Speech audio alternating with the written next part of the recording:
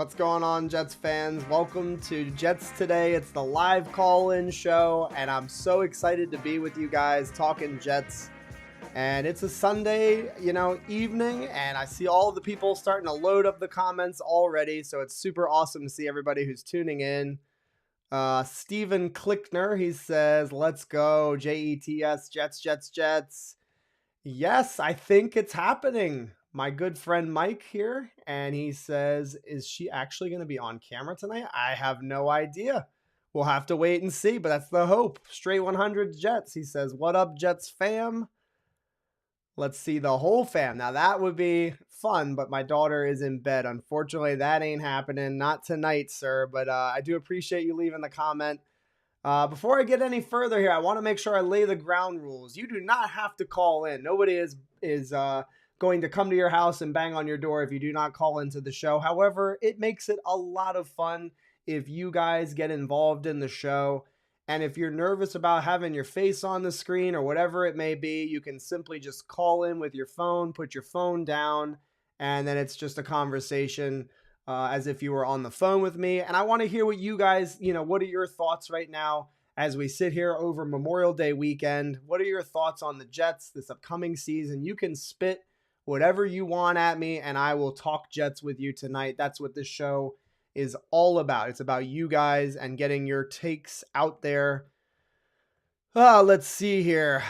Gabriel, he says, love the show, watching at work from Savannah, Georgia. That's super cool. Thank you for leaving that comment. That is the thing that I love the most, is that it feels like, it's been this channel's been going on for a year plus now, and it's just so neat to hear from all the different people, not only nationally but around the world that watch the show. It's really, really exciting.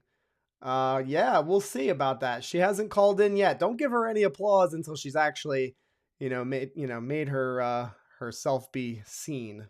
Carlos, let's go. Let's see. I might track you down on Bang on Your Door if you don't call in.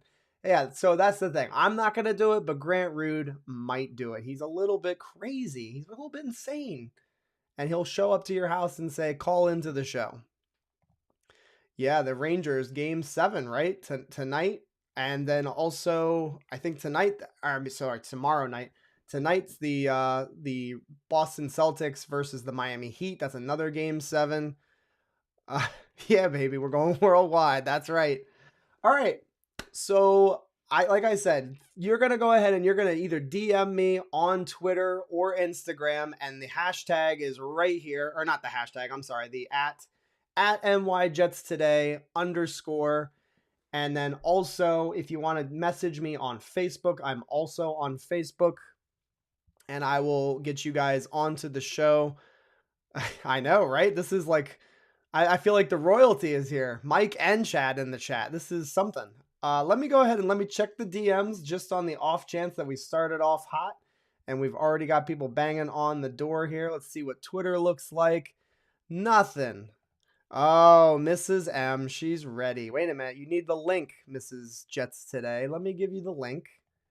So yeah, she's going to make her appearance. She seems like she might be ready. I sent you the link, darling, so you can come on to the show. And again, any of you guys, if you've already appeared on the show a couple of times, feel no hesitation. If you want to do it again, you are my guest. What's going on, Aaron Gertz? So something that I wanted to talk about before I have anybody come on to the show right now, and it looks like my wife will be the first guest, which is totally fine with me.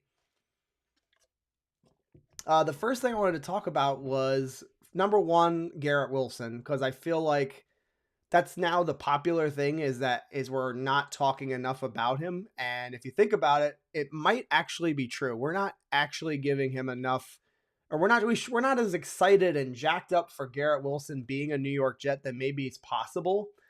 And you watch the highlight. There was a highlight that was posted on social media of him doing a one-handed catch and in practice. I mean, obviously it's super early, so it doesn't really matter. But for OTAs, I was pretty hyped up about it. Mrs. M, you're going to have to turn your camera. Maybe. If it doesn't work, it doesn't matter. Don't even worry about it. Dark Soldier, he's here. Sunny Arizona. I've tried to get my wife to go out to the to the western side of the United States. I love the dry heat, so I'm hoping that you're enjoying your weekend here. Yeah, Garrett seems like a beast. Yes, Garrett Wilson he's talking about. What's going on, Owen? Hopefully you'll call in tonight. You always have good stuff to say.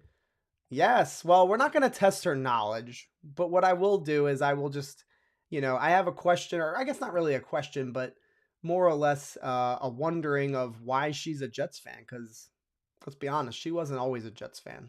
All right, so anyway, I'm going to go ahead and I'm going to have her join the show right about now. Hello, honey. Hi. Can you hear me? We can hear you perfectly fine. How's it going? Hi. I was just every time I move, I'm getting more crooked. Wait a minute. I think there you're good. We go. You're perfect the way you are. So anyway, this is awesome. This is awesome, right? Having you on here. Yeah. All right. So I have to ask you, because nobody knows this about you. What was the team that you used to root for? And why are you a Jets fan now? Okay. So growing up, my dad was a Washington fan, and we live in Maryland. So he kind of cared about the Ravens a little bit. I just liked football. And then in college, this joker started hanging around. And I liked football. I didn't have any sort of dedication to any real team. So I was like, all right, let's hook up with these Jets guys. And then once we got married, there really was no option of anything else. All right. So now that we've got that question out of the way, and it's true, I totally coerced you into being a Jets fan. So yeah. Here's the question I want to ask you. So what's one of your favorite Jets fan moments? Because you've been a fan now for over a decade, and there certainly have been some lowlights. But what about what? And you're right, HD Marino. Good choice switching from the football team, or I guess the Commanders now. I can never remember. Good choice from switching. But anyway, what's your favorite moment as a Jets fan? It could be at a game, or it could just be watching. What's your favorite? Well, the first game, right? Like that Dolphins game. Oh, but, okay. Because that was just the first time we watched a game together. There's a lot of funny memories, but they're usually linked to us losing, which isn't really that great. So like there was that big drop that happened, and I still remember you going ballistic then. I think my favorite probably was the Texans game. We were actually with Mike. Great answer. That was a really, really good game. The 9/11 game was a lot of fun. Yep. Cowboys, Jets. Yes, there was a lot of excitement leading up to the Pittsburgh game at the AFC Championship, but then that was also like the worst day ever because you were real grumpy. Yeah. So there was that one. But the pre part was really good. Like that 09 season, there was like the Patriots game, the power went out, and we had to like run to go watch it at a different place because the power was out, and they ended up winning. Like that was huge. So there's been a few. All right, you're doing very nicely. I think we got to make this weekly thing over the summer. Yeah, that's that's what we need. So one more question, and then I'll let you go. Who is your favorite Jets player? Not necessarily. It could be like on the field, but it could also just be personality. I think I know your answer, but like favorite New York Jet that you liked watching or just listening to talk. Currently or like ever? Just ever. That's easier, I think. So I always love Nick Mangold. He's one of my favorites. I knew you were going to say that. Yeah, I do. Currently, I can't help it. I'm a Zach fangirl. Like, I like him. He seems like a sweet guy. You like him, huh? He has a good family. No, I mean, he comes from a solid, like he values family. He clearly cares a lot about football. He's dedicated. He's kind of the flavor of the week. All right. We don't care about Zach Wilson and how much. Don't ask me that question. Well, no, we'll do that one, and then you're out of here for real, because then I'll be mad at you. So who's the cutest? It could be old or new. Braxton Berrios. Okay, done deal. See you later, Miss NY Jets today. Good job. She did fantastic. And now she's out because she likes Braxton Berrios. And let's be honest with yourself. Let's be honest with all of ourselves. There is no chance any of us are competing with Braxton Berrios. The guy has I'm sorry, not ribs, Jesus. He has abs that you could cook off of, and just a handsome dude overall. So the marriage is probably over at this point. All right. So what Jets fan wasn't at that Pittsburgh game? So I wasn't. I did not go to the AFC Championship game. I don't know what it is about me personally, but I for all of those playoff games, and if we ever, God forbid, if we ever made the Super Bowl, I don't actually think I would be comfortable or wanting to go to the game. I know that sounds weird, but I would just want to be at home watching the game with my family and just be just being comfortable, like I said, at home. Yes, goodbye and good. You put a miss because she's gonna be a miss at this point, telling me that Braxton Berrios is her favorite. Whatever. Steven, he says, what running back will get the most yards this year? Finally, some Jets talk. We can do that. Running back that's going to get the most yards, I think it's pretty clear, unless there's an injury. I think Breece Hall. I think Breece Hall is going to be early on. I think it's going to be a 50-50 split or very, very close to it early in the season between he and Michael Carter. I think Tevin Coleman will also get some work as a third down back. But I think that it won't be long before Breece Hall starts to get, that the 1A treatment. And what I mean by that is he's going to be the preferred option and will get the most opportunities and the most downs played and the most touches. Having said all of that, I don't really care, who leads. If Michael Carter ends up being the lead back this season, you will not hear me care or complain. It won't matter. We just need efficient production from the running back position. So a high yards per carry average, being able to catch the football when those looks come their way. That's really what I'm looking after here. But Steven, it's a great question. And I appreciate you coming from Facebook, watching the stream on Facebook. Really appreciate that. No worries, Lawrence. All good. All right, let's see here. Lawrence also says, my wife feels I forced her to become a Jets fan, but deep down, I think she was really a fan because I was a fan of the team. And that's actually exactly what happened with my wife and I. She just very simply kind of followed along because she liked the football team and the Commanders, I guess, if you will. But, she just wanted to have the same rooting interests so we could have fun together, which is what it's all about. All right, D Mars, what's going on, man? He says Elijah Moore probably is the most photogenic dude on the team, on and off the field. He is also another handsome dude and a big, big smile he has. Yeah, I don't want her meeting Elijah Moore, getting too close and personal with any of these guys. Let's see here. Grant Rood. Carter will get more yards. Hall gets more touchdowns. I could totally see that.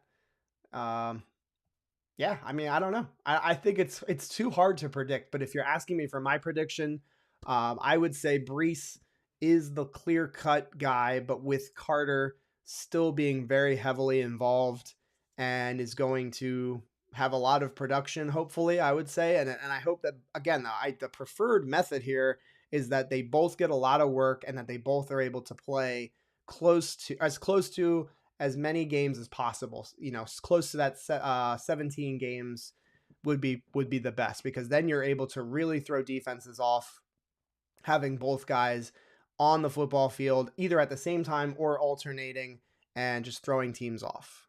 Let's see here. Lawrence. Nope, I already read that question. Sorry. HD Marino, he says, Breece is probably going to have a Barkley rookie type of season. He's just as good with less hype. Now, I could be wrong on this one, but Barkley, I think, came out like red hot as a rookie. I don't remember all of the stat lines, but I think he was over 1,200 yards, maybe even more as a rookie. I don't remember off the top of my head. I'm going to say he will have less because I think Barkley came in as a clear-cut he's going to be like the workhorse running back. That's what Barkley was. With the Jets, the way they're set up, they really do want to feature two guys, I feel like. And so for me personally, I don't see him being able to hit that stratosphere. But if he's as efficient, as explosive as Barkley, that's all I care about. I don't really care about him having and compiling the same number of stats as Barkley did, but I totally hear what you're saying, and you're right. He is as good with less hype. And we got him in the second round, not second overall or whatever the Giants did. Okay. My girlfriend of 5 years still doesn't like the Jets. Listen, I don't blame her. And she's probably better for it. Let's see here. Hall will be the NFL's best short yardage back. I hope so. If if Hall is the best short yardage back, that means that we are not only driving the football down the football field, we're also getting into the red zone and then having opportunities to punch it in at the goal line. I mean, he was very, very good at it. Obviously, in college, he was unbelievable at getting in the end zone. I think I did the number crunching. It was on average, every 14 touches, he was in the end zone. And you're talking about a guy that had over 800 touches in college football, which is ridiculous. The amount of touchdown production that is. So I'm fully expecting a big season from him. It doesn't have to be a Pro Bowl season from him. I want to see him and Carter being effective with their opportunities. Timothy Garrett. Whoever you are who said Moore is the most photogenic dude. Oh, Lord, this is not a very nice comment. Sorry. I thought that we were going somewhere happy, and it got really, really not very nice. Sorry about that. Carter. This is from Imani. He says, Carter doesn't need more yards. Both running backs need to be productive. And I agree. I think that's the ideal scenario here is we get guys that just are effective. Ultimately, that's what we need. I have no problem with this prediction. And there's a very good chance that ends up happening. The only thing I will say is that last year, Michael Carter wasn't great in pass protection. So there's a good chance that Breece Hall is going to be the number one number one guy in those situations. It could be Tevin Coleman that does that as well. So it's very, very possible, Isaac, right? I have no problem with Michael Carter being the number one back early on. But again, I find it hard to believe that he will not cede carries eventually to Breece Hall. It's just my personal prediction. I couldn't agree more with our tight end room. We have so much potential. And there's not one specific guy that you're like, he is George Kittle. He is Darren Waller. He's Travis Kelce. It is a committee of tight ends that I feel very, very good about. Conklin, Uzama, and of course, Jeremy Ruckert. I'm just so excited for the trio of tight ends that we have. And that's not even mentioning Yeboah, who I think, some people really like. And I think that he has a chance to be a practice squad guy. And I hope that he performs well in preseason. That's really what it's going to come down to for him. All right, let's see here. Got to read some comments. So let's talk about that. So Conklin as a tight end in the Minnesota offense was, I believe it was like 98% of the time he was an inline tight end. And what that means is that he was next to an offensive tackle with his hand in the dirt about 98% of the time, which is a massive number. He very rarely is splitting out wide. He's very rarely in the slot. Conklin is, with the Vikings, he was used in that way strictly, and there's nothing wrong with that. And he showed the ability to make plays with the football in his hands and also to get up the field pretty good as well. Uzama to me is the chess piece of the tight end room. He's the one that's versatile. He literally can play as a wide receiver on any given play. And I remember there was a wide receiver screen to him, and he made a big play in a very big crucial moment. I was watching some film on him. So he is not just a inline tight end, although he can do that. He plays all over the place and did with the Bengals. And when you're bringing a guy like that in who is so versatile, very similar to Jordan Whitehead, who is incredibly versatile as well, you don't bring those guys in and say, okay, just go ahead and play tight end. Like, that's all you're going to do. And it's not going to happen. The Jets, they saw that he was so versatile, and they saw him as a complement to Conklin.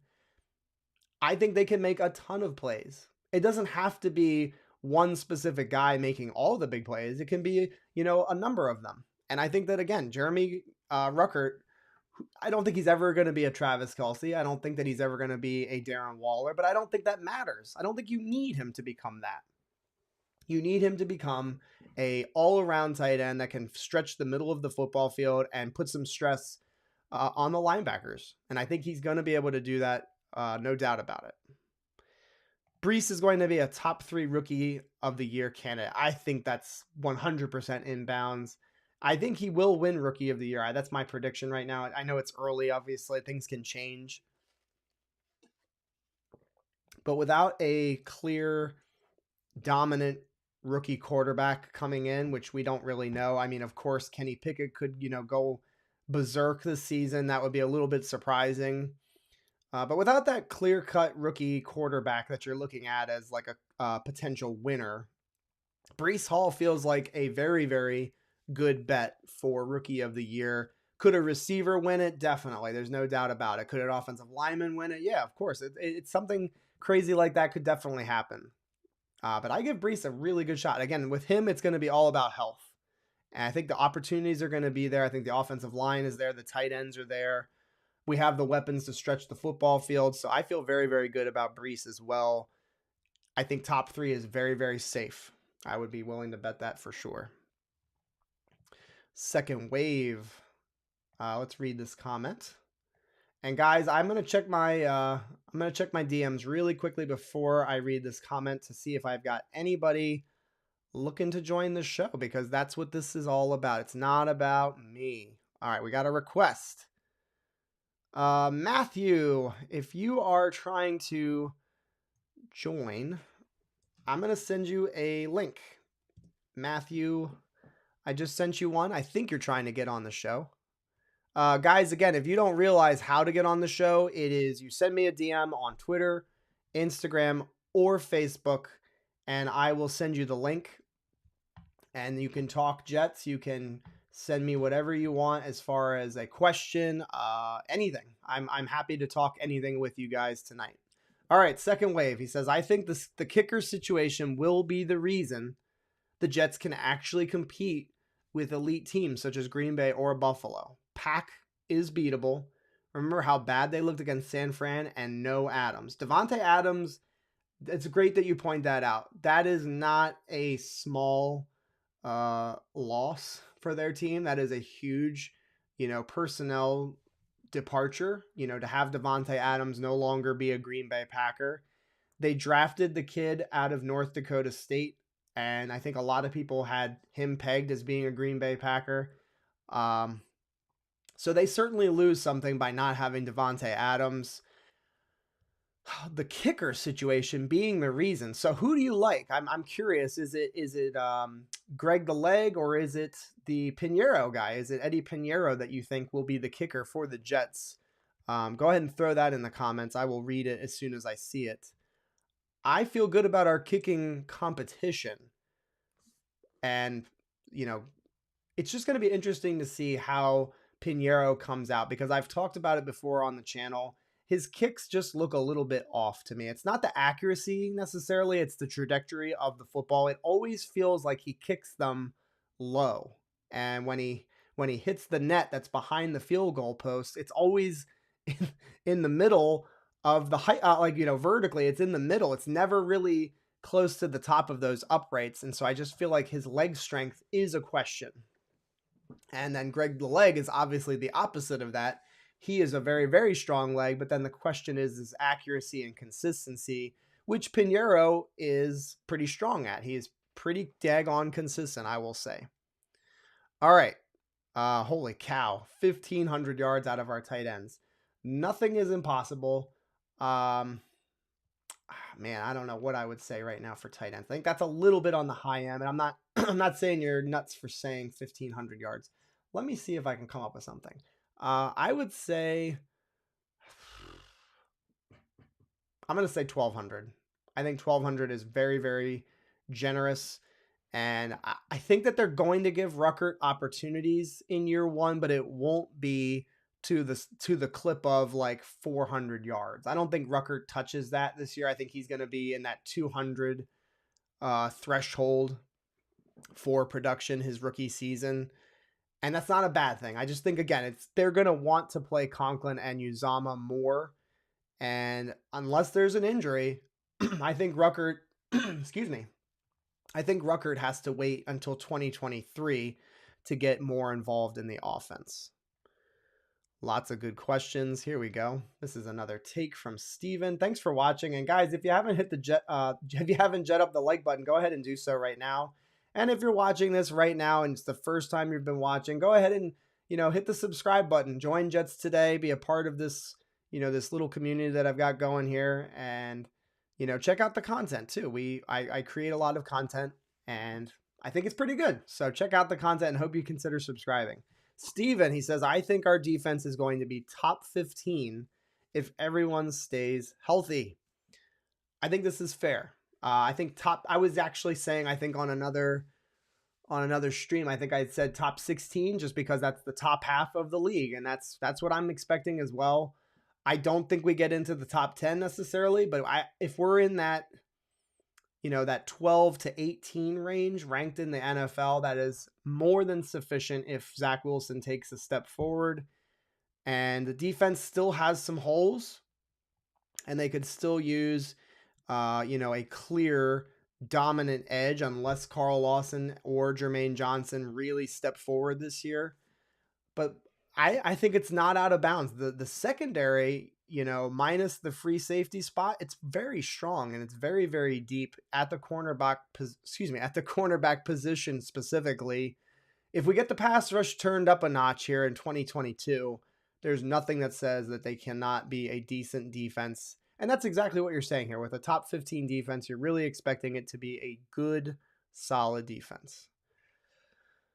Happy Sunday to you, Sean McAteer, and thanks for tuning in, everybody. It is a Memorial Day weekend edition of the Call-In Show. Let's see here. Yeah, I think 1,200 is a good number for our tight ends. Doesn't mean that I'm going to be right and that Matt Morris is going to be wrong. I just think that, if you're divvying it up, I would say that, Conklin has about a 500 to 550 yard season in him for sure.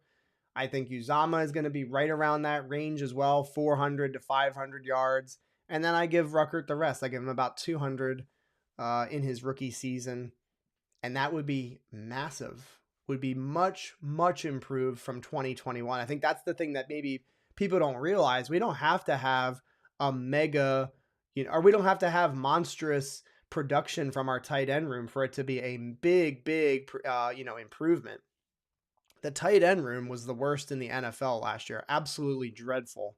Not only in production, but also performance on the field. Pinheiro is a fit for a team looking for a number one pick. I don't know about if he's that bad. He certainly hit most of his kicks last year for the Jets. So, I don't know. I'm going to say Pinheiro has a shot. I think Greg the Leg may win the competition just strictly on the idea that he can hit 50-yard bombs. Stephen Engel, let's hope for health and then predicting stats. Exactly. We're talking about Breece Hall in the month of May. And there's nothing wrong with that because we don't have anything else better to talk about. We're talking about the Jets in, not the regular season, not even in training camp season. If we can stay healthy for the most part, specifically on the O-line during preseason, there's a really good chance that this offense takes a big step more than what maybe even people realize. Sanford Blumenfeld, great question. He says, any truth to the rumors about the Jets looking at Eric Fisher as a swingman offensive lineman? I honestly didn't even hear that rumor. He's coming off of an injury, I believe. Is there any truth to it? I'll say this.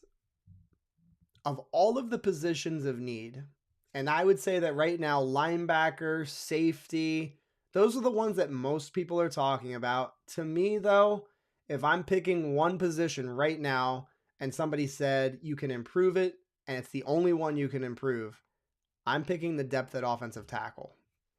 It is that important to this Jets season. If Mekhi Becton goes down, which again would be absolutely a catastrophic injury if he were to go down again. Same thing for George Fant. We don't have uh we don't have a what the hell is his name? Morgan Moses. We don't have a Morgan Moses just sitting waiting in the wings ready to take over if somebody goes down. And so here's what I'll say. I don't know if that rumor's true, Sanford, but what I will say is if we can upgrade our depth at offensive tackle, they 100% should do it. And it's going to be a move like this. It's going to be for a person that's either injured, who had a bad year in 2021. They just have to try to hope that they catch lightning in a bottle. Because otherwise, right now, we're sitting with Idoga and Max Mitchell and Connor McDermott as our backups. And I like Max Mitchell as a developmental offensive tackle, but my God, if he is playing meaningful snaps early in the season, I'm going to be very, very nervous. Let's see here. I wish we never got rid of Keller years ago. I really liked him. So Dustin Keller, who was our best tight end in the last, 10 plus years, I think he suffered a bunch of injuries. He went to the Dolphins after he left us, I believe as well. But I believe he broke his leg at one point or had some significant injury, and then he came back and he was never really the same. So, having said that, I sure do miss having a Dustin Keller on this football team because he was an underrated New York Jet. He was a very big playmaker for the tight end position. We need that. Every team does, but we really need that because when you're talking about this offense, it's all predicated on the running game and building off of it, getting that play action game going. And if you don't have somebody in the tight end position that can threaten the defense, it makes it a little bit harder, for the running game to get going. You have to be able, it's kind of like a balance. You have to have the running game get going with the offensive line, and then you need your tight ends to kind of threaten those linebackers again to punish them. If they are creeping up too far, if they're over pursuing to stop the run, you punish them with the tight end position. I think that's clearly that's clearly what we need for this offense. Hopefully Mrs. Jets today brings the Rangers some luck. We'll see, though. I remember this game. I know exactly what you're talking about. I remember the hit as well. It was the opener in 2011, I believe, or 2012. Yeah, I think it was 2011. He got smacked by Ray Lewis. It didn't injure him, but he got pummeled over the middle and got crushed by Ray Lewis. I remember that play like it was yesterday. Absolutely. I'm making the girlfriend watch the stream for dinner entertainment. I hope that I'm entertaining for your dinner. And I hope your dinner is delicious. All right, let's see here. Daniel Faust. I believe in our offensive coordinator and the team will lift Zach up. Yes. The Jets did. I'm sorry. I should say Joe Douglas has done everything that he possibly could to support Zach Wilson. And I'm so happy and I'm so grateful that they continued to pour assets and money into the offensive side of the football. If our defense is like I don't know, and I hate to say this, but what if it's another like bottom 5 defense in the NFL next year, but our offense takes a significant jump in 2022, I'm signing on that all day long. I would, because it is the most important thing for the New York Jets this upcoming season is that they take, big steps forward. And Zach Wilson is certainly, the topic of discussion. And it's so important that he proves himself. And I know that he's had some big moments, but he's got to be, he's got to take it a step further. Number 2 overall draft pick, he's got to show the development. He has to show that he belongs and that he is going to be a winning quarterback in the National Football League. So I do too. I believe it as well. My words sound harsh and they sound like I don't believe. I absolutely believe in Mike LaFleur, and I absolutely believe in all of the assets that they've brought in the last 3 years to help support this quarterback. I think, is the depth perfect? Not necessarily at all positions. I think offensive tackle, it's suspect at offensive tackle, but they've done a lot of good things, to support him. So I think, again, I just give so much credit to Joe Douglas. Roger, he says, I would be happy with a top 20 defense. We don't know what they'll look like playing together. There is a lot, I'm happy with it as well, by the way. I think a top 20 defense is more than adequate. And you're right. We haven't seen Carl Lawson coming off of his Achilles tendon injury. That is a significant injury. We haven't seen Jermaine Johnson play a down of football in the National Football League. Sauce Gardner, love him. Absolutely love him. I feel like he has really, really good elite potential, but we haven't seen him play a down in the National Football League. So, they're going to be in year 2. A lot of these players are going to be in year 2 of this defensive system. How are they going to play together? Because chemistry on defense and offense and as a football team in general is very, very important. So I'm okay with a top 20 defense. I wouldn't be upset at all if we ended up being, 19th in the league on defense. I think that's more than, an adequate jump considering we were dead last year. Matt Morris says, I ain't going to be wrong. Zach is going over 4K. If he plays 17 games, I think that he should be. I think that that's definitely in bounds to say that. And even if we run the hell out of the football, I still feel and I still suspect that they're going to, throw the football down the football field. And there's no reason for him to not have a lot of success. Elijah Moore, Garrett Wilson. I mean, you know all the names. I don't want to do that like where we list off everybody. The tight end room, the running back room, and the wide receiver room is very, very deep and very, very explosive. So yes, completely agree. What's your head coach ranking for the AFC East? This is a really good question. Man, you're putting me on the spot. So let's go ahead and go through all the names first. Mike McDaniels for the Dolphins, Belichick, the Patriots, and then we've got the guy in Buffalo, Sean McDermott. So I'm going to go ahead and say it's Bill Belichick, Sean McDermott. I'm going to say Robert Saleh, and then Mike McDaniels. And that is subject to change. And I think that it's important to understand that the two coaches that are ahead of the New York Jets and the Miami Dolphins have just been there. They've been there. They've done that. They have proven themselves. McDermott and the Bills have just done an unbelievable job over the last, 5 years or however long they've been together. I think it would be hard to rank them any other way. And McDaniel, it's not really a knock on McDaniels, but how do you rank him ahead of Saleh going into his first year? So that would be how I would rank them. And Belichick is probably the greatest coach of all time. I hate him. I hate him even more than Brady, but the proof's in the pudding. They won a lot of football together. Let's see here. 15 more weeks till week 1. All right, start the countdown. Zach Wilson will get around 3,450 yards. He will get 456 rushing yards, 23 touchdowns, 12 interceptions, and 5 rushing touchdowns. I think the rushing yards might be a little bit high and the passing yards a little bit low, but I think I like everything else, though, about what you said. The touchdown seems fair. It's not outlandish to predict 23 passing touchdowns. I think 12 interceptions is perfectly fine for a year 2 quarterback. And, I think he needs more opportunities to run the football. I said it. I created a video on the channel a few weeks back, he was very, very efficient in the very limited amount of carries that he had.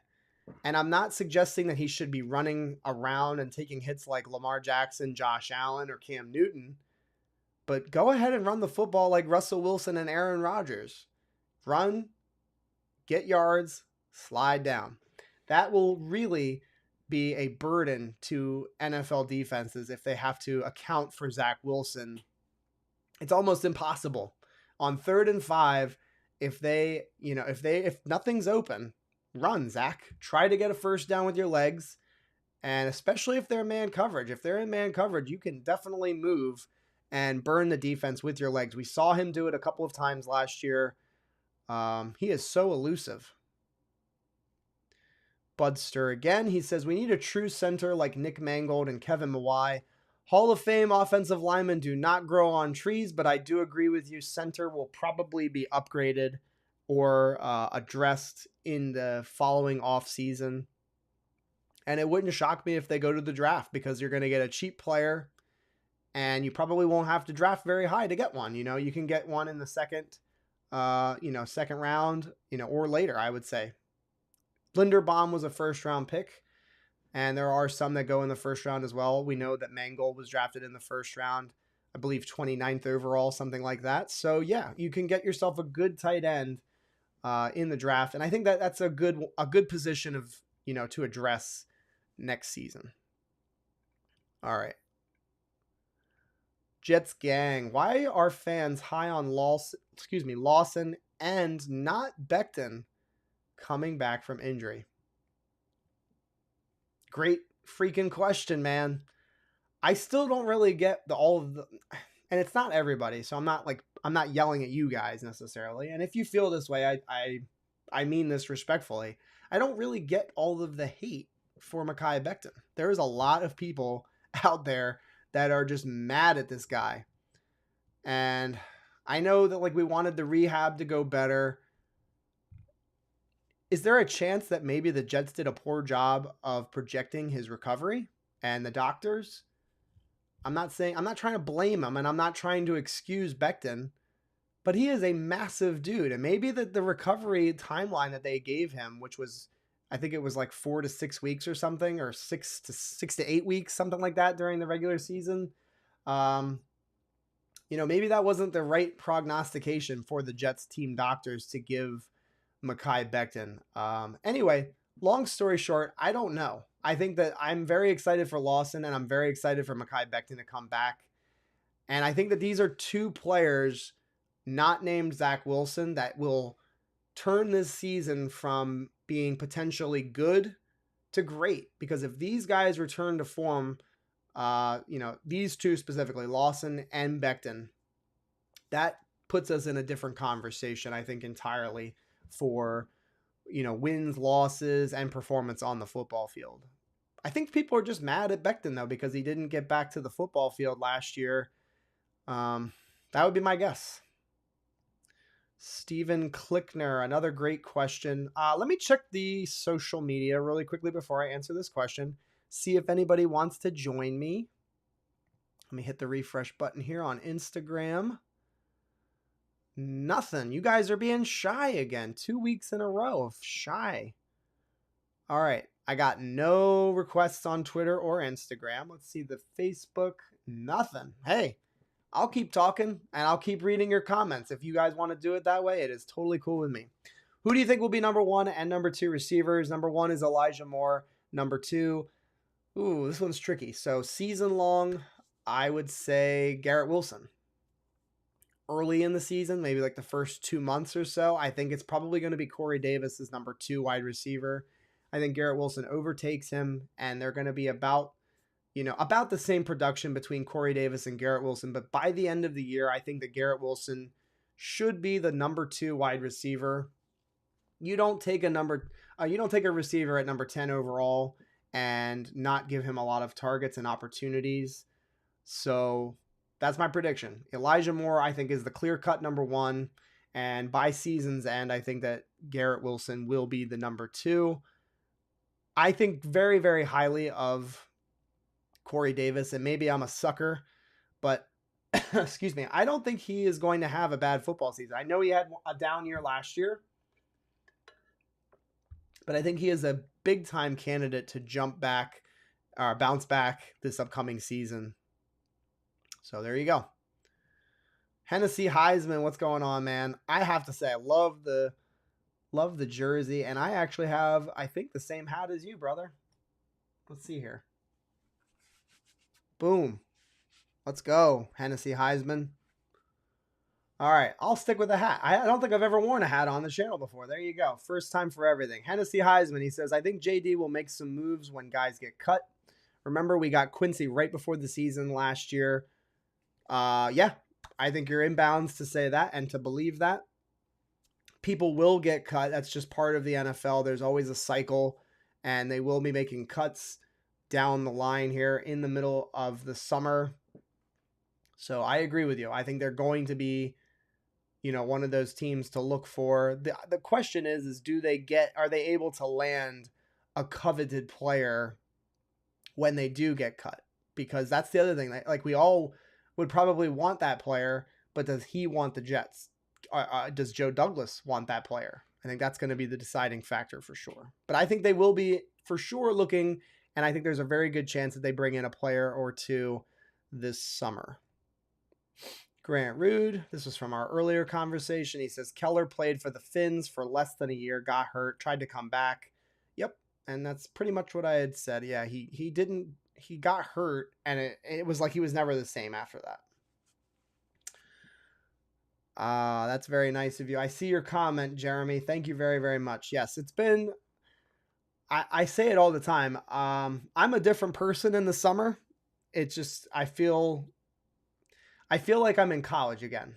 I have all this free time because of my career that I have. I'm able to do the things that I love, my hobbies, spending time with my family, of course, is definitely up there.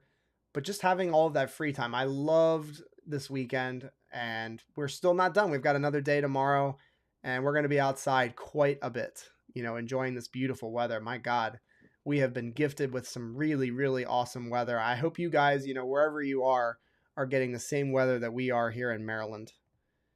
Yep, post June 1st, that's right. So we're a couple of days away, and there will be more cuts even after June 1st. They won't do all of them, but you're right, though. Those June 1st cuts are a few days away.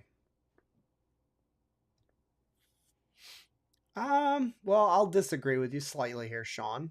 He proved that he was a borderline Pro Bowl offensive tackle his rookie season. But to support what you're saying, it's a what have you done for me lately kind of league, right? And in sports in general, not just the NFL. Becton has to resume what he was doing. There's no reason for him to not resume dominating like he was his rookie season. And if he doesn't, that means that he wasn't putting in the work, man. It's just that simple. But I think he has proven something. That rookie season was no joke. Clam sauce pasta. Delicious. All right, we got Mrs. NY Jets today again. She says, I really want Zach to be good, but even if we build around him, he can get the job done. Look at what San Fran did with Jimmy Garoppolo. And we were talking about this, I think, in the car, actually. Yeah, I think she's absolutely in bounds to say this. We want Zach to be great because if he's great, it means we're going to be in the conversation for not only the playoffs, but a potential Super Bowl at some point in the next 10 years. And the Jets would not be out of, the running if Zach is just an average quarterback, even like Jimmy Garoppolo, for example.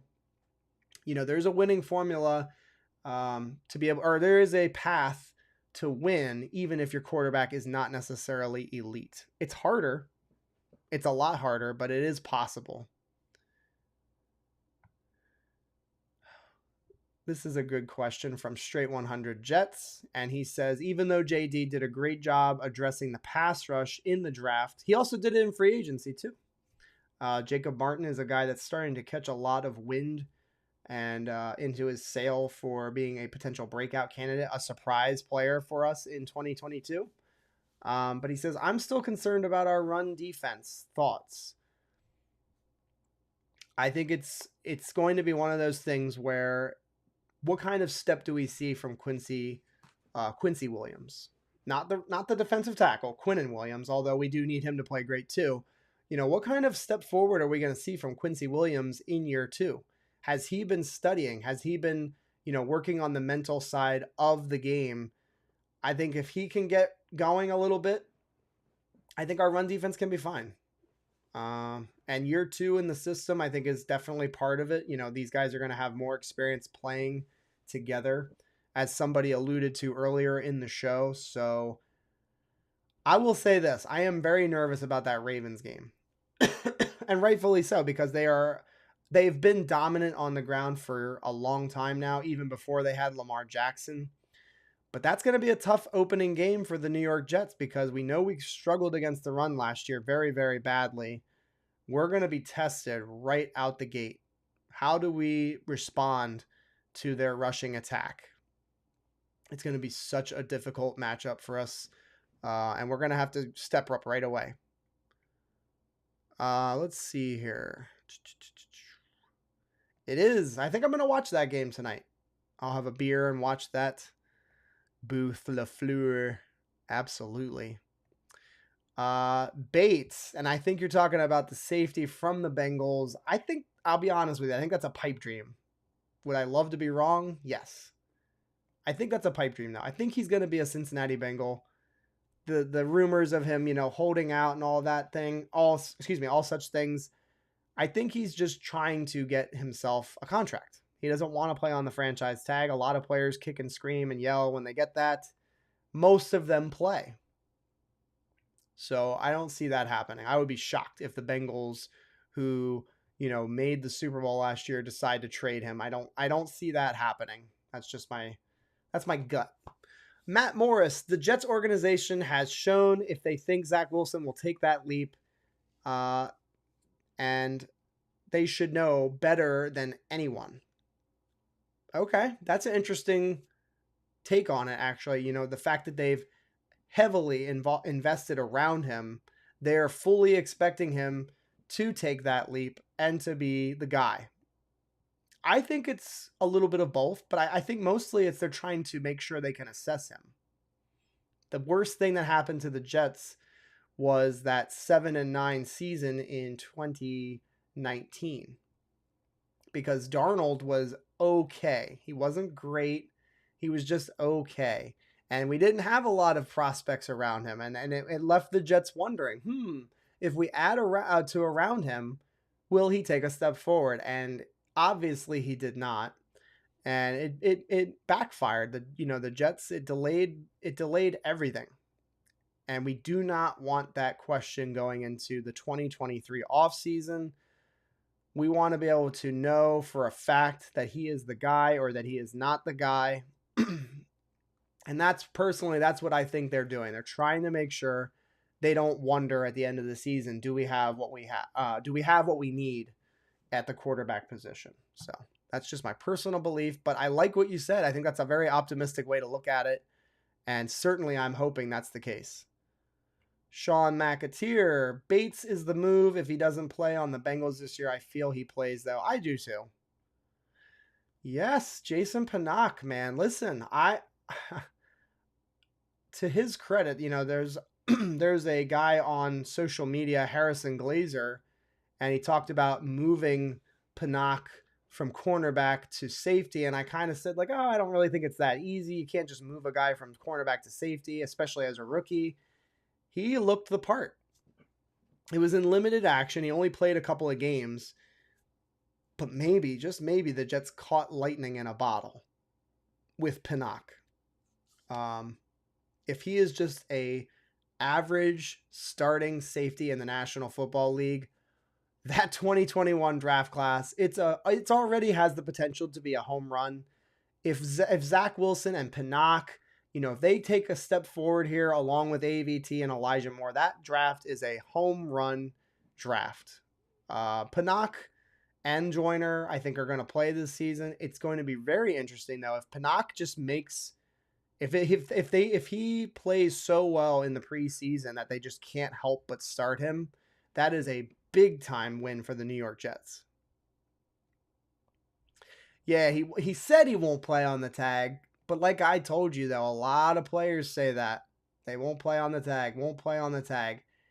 It's possible. Maybe maybe he's going to really dig his heels in, but if he doesn't play on the tag, he's going to lose a lot of money, especially if the Bengals are going to hold firm and not trade him. So we'll see on that one.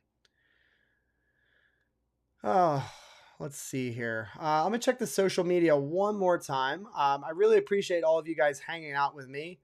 Oh, we got a couple of people now. Twitter is juicy. We got a couple of familiar faces in here ready to join in. So let's go ahead and let's put Marino in. Danny, he was the first to send in his request. Grant Rood, you will be next. I see your name in the chat as well. So while we're waiting for Danny to come in here and spit some fire at us,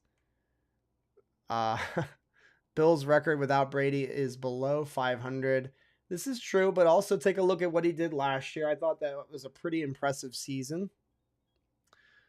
Let's see. Let's read a couple more comments, and then we'll get Danny on the screen. Danny, I see you there. I'm going to get you on here in just a second. Thank you so much for coming back on. Let's see here. Pat's last year wins came from beating bad teams.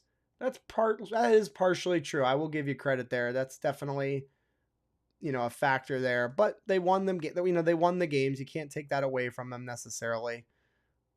10 wins is 10 wins. I don't care who you're beating necessarily. Matt Graff. Becton was talking like he was a god, then got hurt 2 seconds later. That's why he gets hate. I don't remember him ever speaking as if he were omnipresent as a god. I don't remember that at all. I'm going to get Danny on here. Danny, do you recall him speaking like he was a god? I mean, I remember being kind of full of himself, but God, would be pretty strong, I would think. Maybe that's what he meant. And if that's the case, Matt Graff, I do apologize. Maybe a little bit too confident. Danny, how you doing, man? Good. Now that I'm all dinnered up and, ready to go, Yeah, the pasta, clam, all good? Yeah, it's good. All right, awesome. We cooked outside tonight, so I can't complain here either. All right, what do you got for me? Where are you at right now with the Jets? Dare I say I feel confident, and I probably shouldn't be being a Jets fan, but that's the we all have and live. Yes. I looked at their schedule, and I see 6 wins off the bat, assuming that we can split with the Pats and Dolphins. Lions are good or coming up, but I don't think they're there yet. Bears, if we lose to the Bears, I'm going to be very upset. Yeah, Bears might be one of the worst teams in the NFL next season. They just did not do enough to support their quarterback. I think the Fields could be in for a really rough year, which is sad because I think I like him a lot. I liked him a lot too. Exactly. Yeah. I think I said all along, he was my 1B to Zach. Like if the Jets had drafted Fields over Wilson, I would have been really excited. I admit I was not. I was the Fields guy. I wanted him. Oh, wow. Well over Wilson. I mean, obviously I hope Wilson succeeds because he's my QB, but right. At the time I was like, Fields is going to be good, but what do I know? I'm not an NFL scout, I guess. Jaguars, just no. Don't lose at home specifically, right? Like it's not like it's on the road. We better win that game at home. Everyone thinks Doug Peterson is gonna take Lawrence to some kind of promised land, and it's like, okay, but until I see it on the field, they don't scare me. Yep. And then the Seahawks, I think it's another winnable game. It's a tough one. They still have really good weapons, even though their quarterback spot's a little iffy. It's a winnable game for sure. And then you look at then I have like a bunch of like question mark games. Like we could beat the Bengals, we've beaten them with less. Vikings could go either way. Oh, can you imagine if we swept the Pats or Dolphins? That'd be amazing. I think it's possible that we sweep one of those teams. I certainly wouldn't put money on it necessarily. I just still think that Pats game on the road is going to be really, really hard. I don't expect it. It's toss up for me. I will say this, and maybe you feel the same way. we better have 2 wins at minimum in the AFC East, right? Oh Like yeah, we cannot yeah. go another season where we have 0 or 1 win in the AFC East. It's just not acceptable. There's no way we don't win at least 2 division games. I don't see it. We're doing something really wrong if we don't, and I don't know what it is. Hopefully that means Wilson's is a problem or a defense is injured or some bizarre mixture. I would even throw coaching under that. You know, if we're not winning more divisional games, that starts to get to the question of what is our coaching staff not doing. You know, there could be other things like you mentioned. You know, Wilson could be part of it, but I don't know, man. That would be a scary situation to not only win 1 or none in the AFC East. And then, you know, rounding it all out, Browns without Watson possibly winnable. That's a very helpful thing. Steelers, I actually think Trubisky is better than people give him credit for, but he's not scaring me. Like it's not prime Big Ben. You know, and then, you know, again, the miracle games, you know, could we beat the Bills at all? Could we beat the Broncos, which will be tough. I don't even remember where that game is. If it's at, it's in Denver. I'm going to that one. Oh yeah, and then the Packers, who I have a personal beef with now, because you see how the Packers are playing the London game. Yes. Normally they get a bye after the London game, but they chose not to take a bye, and the NFL gave them us the week after. Oh, I did not. So I wonder if the Packers are like looking at us like, oh, you know what? It's just the Jets. We'll get an easy win rather than take the bye. Wow, I did not think about that, nor did I look at it. That's incredible, and that's that's interesting. Could be a nice little storyline going into that game where they rather played us than take a bye week. That would be such bullshit if that's the truth. That would really piss me off too. Yeah, I don't know if they picked the team. The NFL say, "Here's the Jets. It's okay, just the Jets. We got it." You know, I don't know how that all works, but yeah, like I said, look at grand picture. Look at the schedule. I think anything less than 7 wins is a screw up. There's just too much.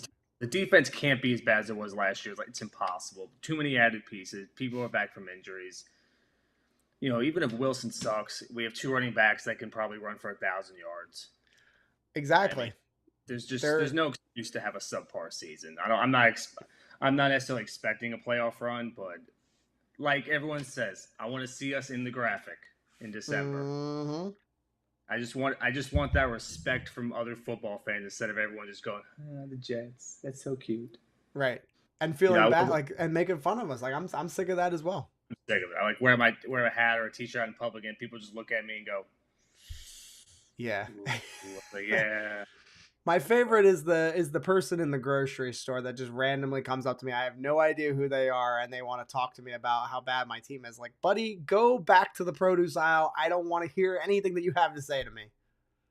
It's even worse when it's other fan bases who don't have much more right to talk. Like, I have a friend who's a Falcons fan, and he literally craps me all the time, and I'm like, you're a Falcons fan. Oh, man. All right. But that's all I got. No, all good, man. I really appreciate you popping on with me, and I hope you have a great night, dude. And enjoy your Memorial Day tomorrow. Yeah, you as well, man. Have a good one. Yep, take care. Later. All right, that's Danny Marino. It's that easy, guys. You get in here, you talk a little Jets with me, and that's gonna be all we do. We talk Jets on here, and let's see here. We've got Grant Rood, I sent you your invitation. You're up next, and that'll probably conclude the call-in show. Usually it's supposed to end at 9 o'clock. Let me get to a couple of comments that I saw while Danny was talking. Excuse me. This is from Steven Engel. He says, the receivers in our offense need to know all the positions and the routes for each spot. That takes a while to pick up on offense. Agreed, and that's one of the reasons why I'm not really ready to give up on Mims for that reason. I think that he had a lot to learn coming into the league, let alone learning, being able to line up everywhere. I think that was a lot on his plate. I hope he does, I hope he's able to make, his claim to a roster spot this offseason with production and performance in the preseason. John, would you sign Deion Jones? If he gets cut, yeah, I think that's worth a flyer. apparently, I didn't realize this, but apparently he had a pretty bad year last year and the last couple of years even. But I think there's some familiarity there with the coaching staff and the scheme.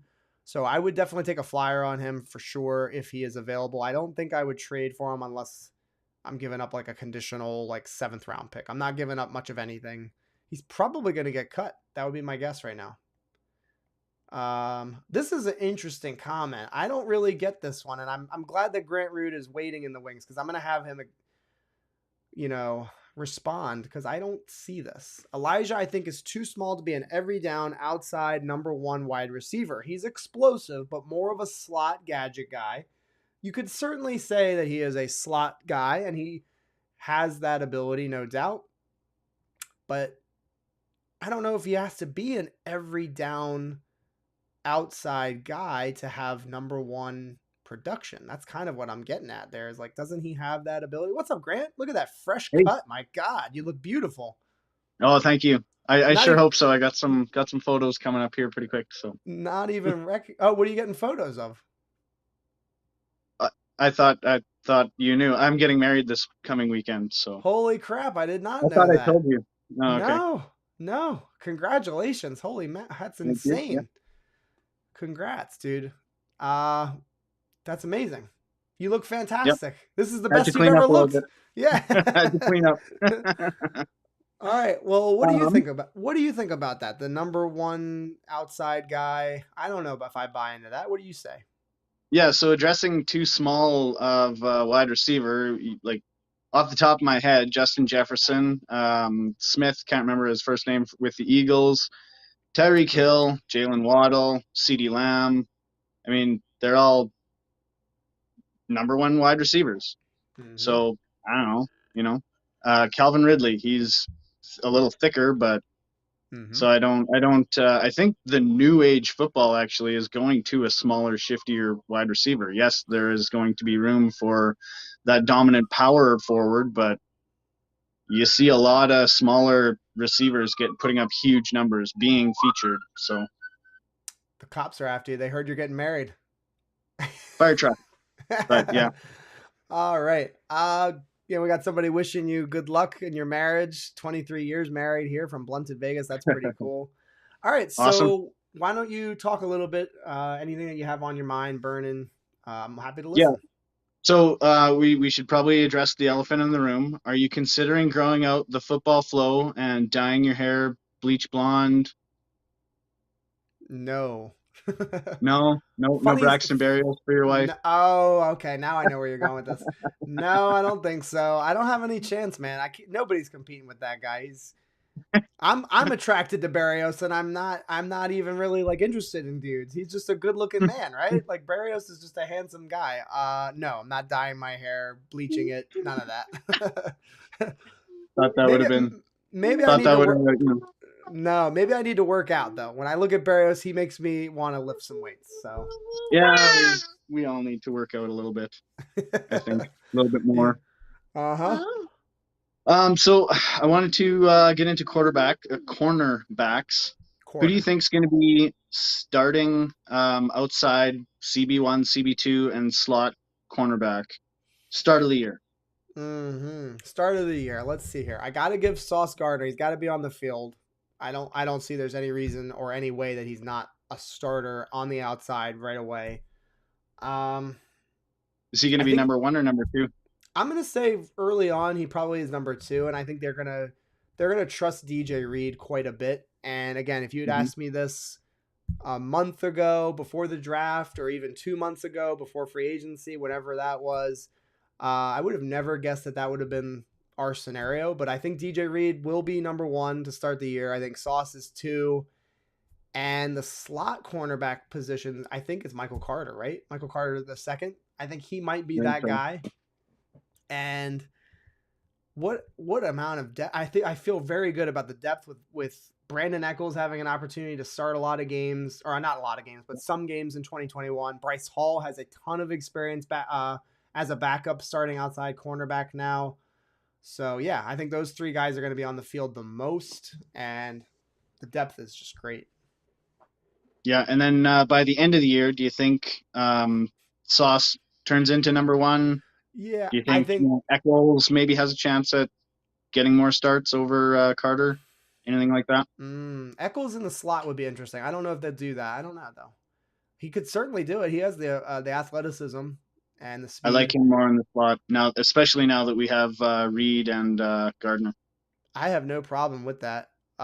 Let's see here. The Eccles can definitely get on the field. I just don't know if it's going to be as the slot. I think Bryce Hall is an interesting one as far as like down the stretch. Could he get on the football field Yeah.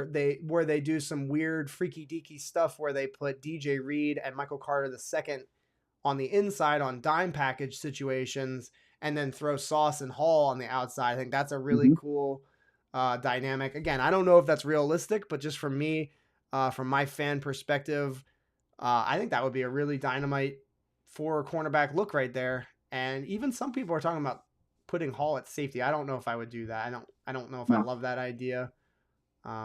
He was effective as a corner, so I just feel like why are we trying to change his position? I actually like seeing if, heaven forbid, if one of our safeties go down, I like putting one of our second-year linebackers in the box.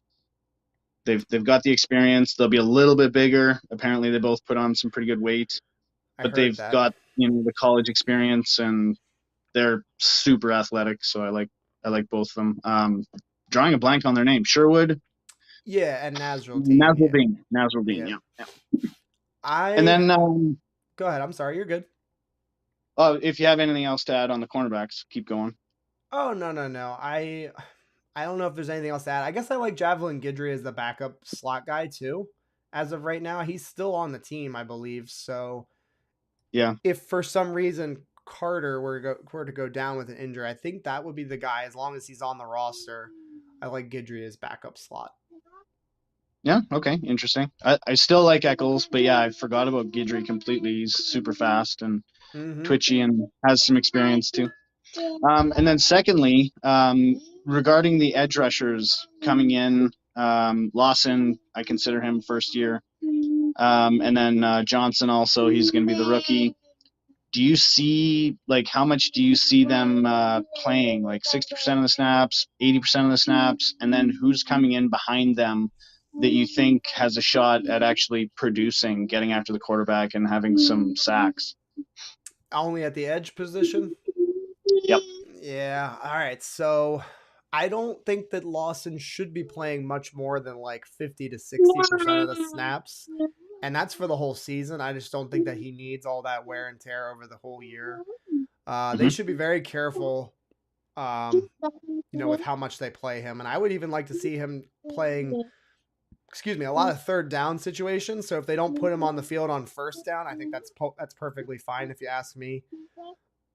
And then Jermaine Johnson, I think he's going to play a lot. I think he may end up playing more than a lot of our defensive linemen. They like to rotate all of them, but I think he gets 60 to 70% of the snaps this season.